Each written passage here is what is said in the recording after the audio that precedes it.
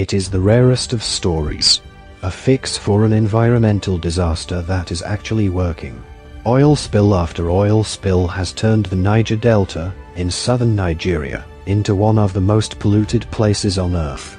It's extremely dangerous. Militant groups blow up pipelines, oil companies are accused of negligence, kidnappings are growing, and there's deep mistrust of outsiders.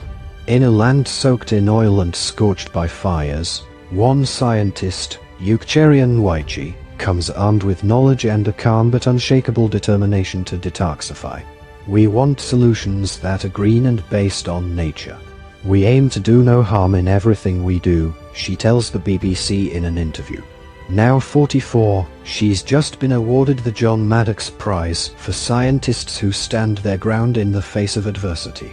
"Congrats to me," she joyfully told the award ceremony in London, proud to be the first African woman to win.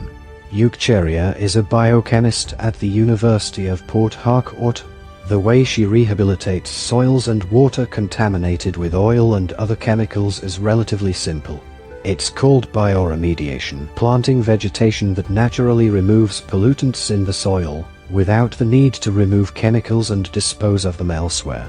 She is called to the site of oil spills, where chemicals and heavy metals like mercury, lead and chromium leak into the ground, and monitors the pollution. She's been working in the Niger Delta, the Garden of Nigeria, that has deep oil and gas reserves, since 2003. When she was a PhD student, she discovered that waste from oil refining was choking water.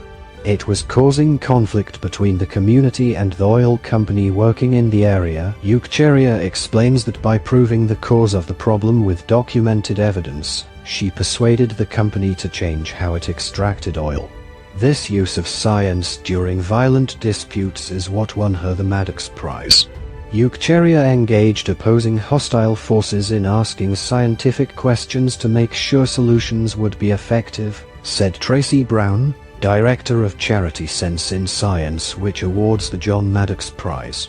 What marks her out is her diplomacy, winning over local people and persuading oil companies to pay for detoxification. After suffering the effects of major pollution for decades, people have turned to the courts for justice.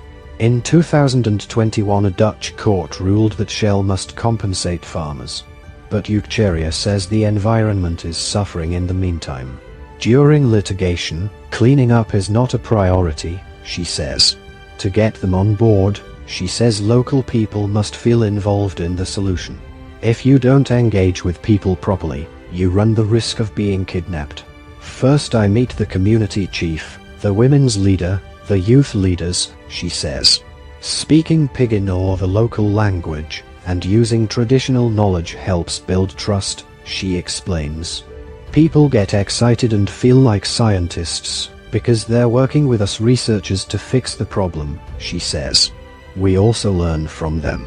They have planting techniques that we don't know. They teach us how to make the solution work in their area, she explains. She believes the contaminated land should be restored so crops can grow again and fishing is made possible, instead of communities focusing only on financial compensation. Despite being offered jobs at prestigious US universities, she says she stayed to work in the Niger Delta because she has a mission to make my country great. Many environmentalists undoubtedly consider international oil companies an enemy.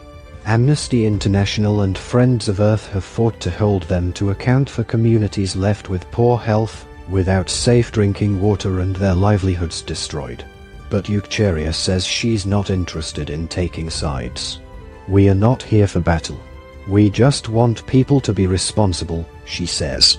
Being responsible is more important than fighting. It's more enduring. She has faced her own threats though.